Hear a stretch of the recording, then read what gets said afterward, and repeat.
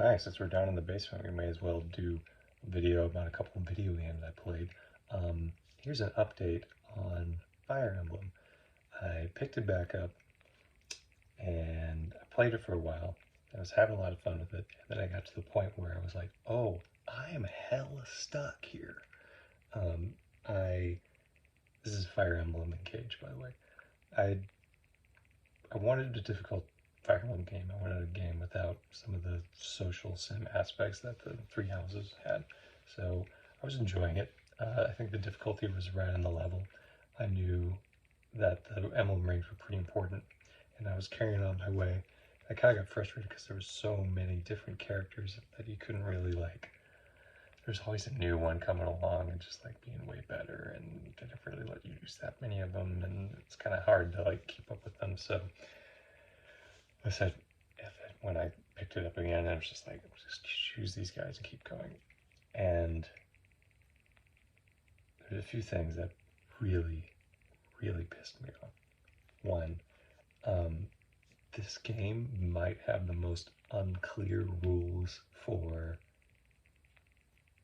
whether or not a character dies that I've seen in a Fire Emblem game.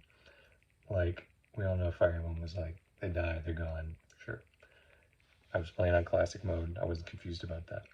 What I was confused about, not only did it have the time thing where you're like, going back in time, you're like, wait, did that character really die? Where are we? I'm playing this at 11 o'clock at night, I'm already tired. What's going on? But there seems to be several characters that are so essential to the plot that they don't technically die in this game. They do something about like, oh, I gotta retreat for now, see you later. And you just, after a while, kind of assume they can't die because the villains you're fighting pull the same shit over and over and over again. Where they're like, oh no, I'm dead. No, I'm not. I will get you next time, Gadget. And they go peace off and you fight them again in 2 more missions, right? So the bad guys get to do that. But those lords or whoever, prince and princesses that are so essential to the plot, they don't technically die. And you see them walking around your village or whatever, and you're talking to them in between battles and all those things. No, they actually can't be used anymore. They just swim around in a swimsuit once in a while, but you can't use them.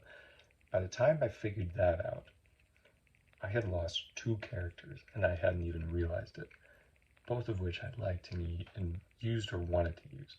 I must have lost the princess lady from the southern lands, the one that seems really cool with her character design and seems like she'd be an interesting character. I must have lost her like almost right away and just not realized it because tired and confusion about other stuff.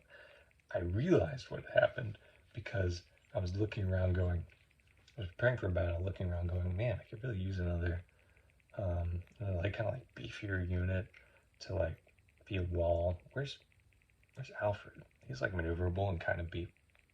Where is he? I just saw him at the city. He was getting a drink at the cafe. Wasn't he in this cutscene for this map? Where the fuck is he? Oh, he's dead. Oh, I'd lost him in that map that I was having a whole lot of trouble with, and I finally got to a turn where he was the one that died, but no one else died. But he said he was retreating, so I was just like, I'm just gonna go with it. Yeah, I lost him permanently. Great fun. How long would it take to get back there? Okay, he's 4 hours. He's 4 hours. Maybe I'll go back and get those 4 hours back. Where did that female character? I will eat like 12 hours ago. Oh God, I'm not playing those 12 hours again. Hell no. So fine, whatever. I keep going. Doing more with the emblem ring stuff. I got characters I like. I got some characters that I like the back end of the bench that maybe they need to be trained some. Fine. I get to chapter 17 and I get to the map where it's like there's basically 6 bosses, and at this point all of them you have to kill twice, which just seems like a cheap thing in general, but this game has it all over the place. Oh, one of them I have to kill 3 times.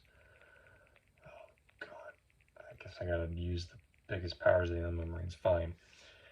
And you get through and you beat a couple of them, and God, the one where two bosses fight at the same time is just killing you, and you're like, okay, turn time, turn back time, turn back time. I can't turn it back again. There's no counter on this. How many times can you use the time check? On hard mode, you can use it 10 times. But they don't tell you that. And they don't have a time or a countdown. And the previous game had a countdown. So I could have made decisions based on that knowledge. Oh, you didn't explain it to me at all. I just should have Googled it at the start and figured it out. Alright, so I put it down again. And then a couple days later, I was like, alright, last try. I'm just going to pick this up. I'm going to try to grind or something. I'm just gonna go for it. And whatever. If I can't do it, I can't do it. And I realized I was in a spot where I couldn't beat the story mission at hand, chapter 17, which I think may be some like kind of notoriously difficult level. And I'm not good enough to grind. Can you switch the difficulty mode? You can't switch the difficulty mode. It's like 40, 44 hours into it, and it's like, maybe one day I'll go back and try doing this on easy mode or normal mode, but that is not now. I've got other games to play, and I'm just gonna set you down and acknowledge that I've given up and I'm not quite making it work for this game. And that was it. I'm pretty much done with it. I appreciate the difficulty. Some of the ambiguity about some of the rules and stuff really annoyed me. And on top of like having too many characters and the way some of the bosses work, like one of the things that pissed me off about Fire Emblem Two Houses, I'm not called Two Houses, Fate's Conquest, whatever the one is that had the Pokemon 2 style game. The harder one, you get to a certain point where in order to make some boss difficult, they made it so that it seemed like it broke the game and how the generally acceptable rules of the game worked. Like the bow guy with all the crits could fight you like man to man right there. So on the final level, he could hit you from across the map. Like there's a lot of that stuff in Fire Emblem Engage that it's cool when it's for you, but once they start putting it on your opponents, it's like, oh shit, that is a really powerful power. Crap, I can't handle it. And maybe that wouldn't be terrible if it didn't have the bosses needing to be beaten 2 or sometimes even 3 times in the same level, and not just the same level, in the same turn before they clap back and just destroy somebody in your army. Like that was frustrating. So I guess an addendum to the tactical RPG gear, Fire Emblem Engage. I don't remember what score I gave it last time, but I'll give it a 7.5. Chris probably should have done more research to figure out what he could and couldn't do and what he wanted to get out of this game, because I had to give up on it.